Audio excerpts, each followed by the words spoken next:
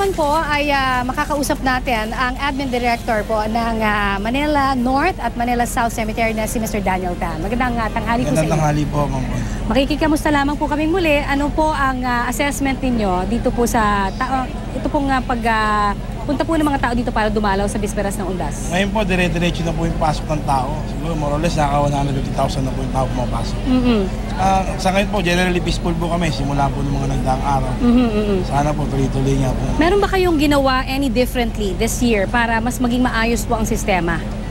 Opo, ang ginawa po namin, inayos po, una-una sa yung ano po namin, yung pagtitingin po ng mga mahal nila sa buhay, inayos na po namin website namin na-encode na po namin lahat.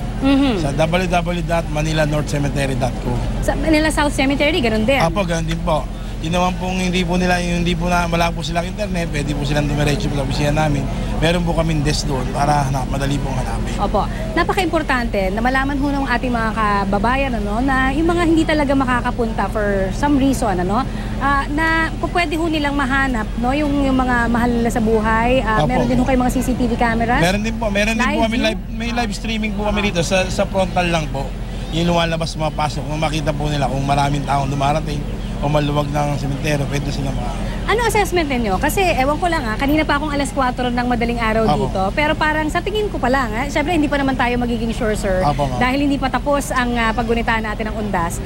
Pero kung ikukumpara ko, last year, nandito rin po ako, nakita natin na parang mas kumonte yung mga pasaway. Tama ho ba yun? Opo, kumonti po talaga. Sobrang konti po talaga. Siguro baka nabawasan po ng 80%, konting-konti lang po yung nakumpiska natin. Ano ho sa tingin ninyo ang naging factor niya? Siguro po yung almost 1 month na po namin sinasabi na gano'n nga po na wag na sila maging pasaway para mabumilis po yung daloy. Yung mga pinagbabawal po, wag na po nila ipilit dahil hindi po talaga makakapasok ito. Oo. At yan naman nagagawan talaga, mas naging strict pa ngayong taon na ito, sir, yung mga police strict natin? Po, pati po yung security po natin, dumoble po. Pero sir, yun nga ho, parang parati rin natin napapansin taon-taon na meron pa rin mga nakakalusot sa likurang bahagi ng Manila North Cemetery, yung mga makeshift na mga hagdan. Ano ho ba talaga ang inyong plano dyan? Ang talaga namin, tinatanggal namin yan, kinakabit lang ulit. Mga taga-Caloocan yan actually, boundary po ng Caloocan yan, yung pader. Kabit po sila ng kabit, tinatanggal po namin. Tinanggal po namin yan noong Friday. Tapos marami po tayong pulis doon na nakadeploy po.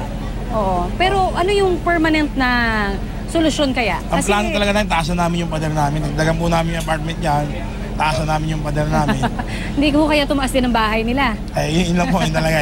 Alright, ayan kasi pinuntahan natin yan kaninang umaga. Yan po yung tira po. Oo, yan yung kuha namin. At yan ay may bayad Hindi yan libre. 2 piso.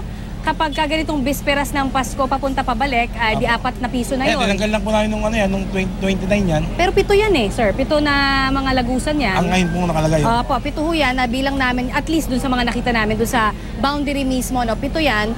At ang nakakabahala lang din ho kasi, dito mahigpit kayo, pero pagdating doon, pwede kayo malusutan. Opo, ipapaalam po natin ngayon nandiyan po si General Alberde ng NCMP. Okay, so at least ngayon, ano hong mapaalala pa natin na gusto nyo maidagdag?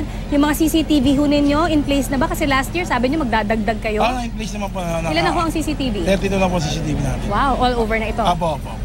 Lahat gumagana? Opo, ma'am.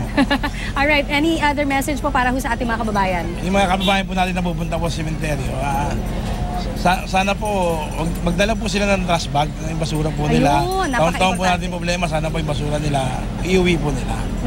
Dala rin po sila ng mineral water, ng bayong po nila.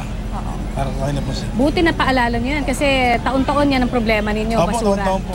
Ilang truck ng basura last year? Last year siguro, baka yung buong weekend, baka naka-70 kami. Ganong karaming truck ng basura. So paalala ko yan mga kapuso ni Mr. Daniel Tan ng Manila North Cemetery. At syempre, magpapasalamat na po kami sa inyong binigay sa aming oras. Thank you, sir.